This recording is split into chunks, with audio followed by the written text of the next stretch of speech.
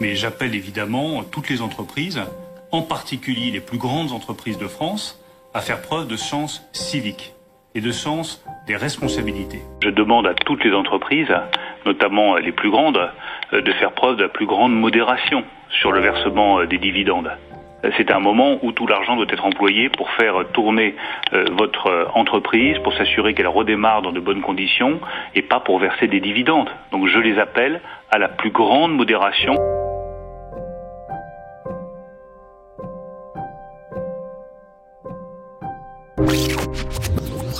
Les salariés de Sanofi à Colomiers, à nouveau en grève. Ils avaient manifesté le 20 janvier dernier après avoir appris la cession de leur site à la société unitaire. 575 emplois sont concernés, plus de 900 selon les syndicats. De nouvelles réductions d'effectifs inacceptables pour les salariés de Sanofi Aventis.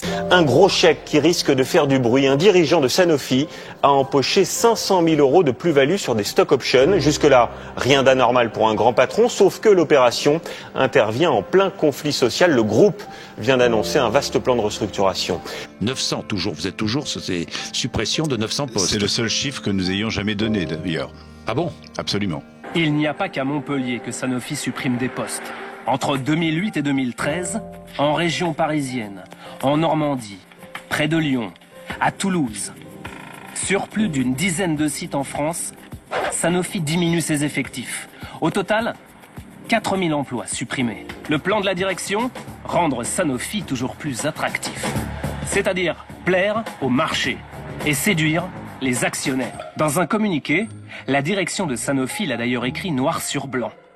Elle s'engage à reverser 50% des résultats nets à ses actionnaires en 2014. La moitié des bénéfices.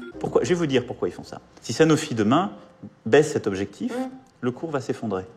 Et on sera les premiers à dire ça va mal, ça se passe mal, etc. C'est pas au ministre de l'économie à les encourager, à les dissuader. Le groupe pharmaceutique Sanofi va supprimer 600 postes en France. Alors ça passe mal parce que l'entreprise n'est pas vraiment en difficulté. Et ce patron, c'est celui de Sanofi. Sa rémunération a été approuvée hier soir par les 2/3 des actionnaires. Si on compte son salaire fixe, sa prime d'embauche et ses actions gratuites, eh bien il a touché plus de 16 millions d'euros en 2015. Il est ainsi tout simplement le patron le mieux payé en France. Vous avez mis en évidence le fait qu'il y a de nombreux managers dans l'entreprise Sanofi qui reçoivent des consignes de leur hiérarchie pour sous-noter des salariés. C'est un objectif, l'objectif est clair, il faut atteindre des quotas de salariés non performants pour pouvoir mieux ensuite les licencier. On appelle ça la sous-notation forcée. Il aura fallu plus de 3 ans d'enquête sur l'anti-épileptique Dépakine. On a appris hier soir que le laboratoire Sanofi était mis en examen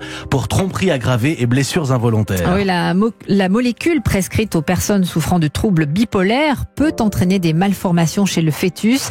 La procédure a été lancée en 2016 par une association qui représente 4000 personnes, l'APESAC. Et la plupart de ces principes actifs sont en Europe, sont produits et créés en Europe. Le Doliprane. Absolument. Le principe actif est fabriqué à l'étranger. Vous avez effectivement le principe actif qui est fabriqué dans plusieurs usines à l'étranger. Et pourquoi est-ce que vous le faites fabriquer à l'étranger, ce principe actif? Écoutez, c'est là aussi... Parce que ça coûte moins cher. Pour les patients français. Pas que vous vivez en partie, je dis bien en partie, de la sécurité sociale, quand même.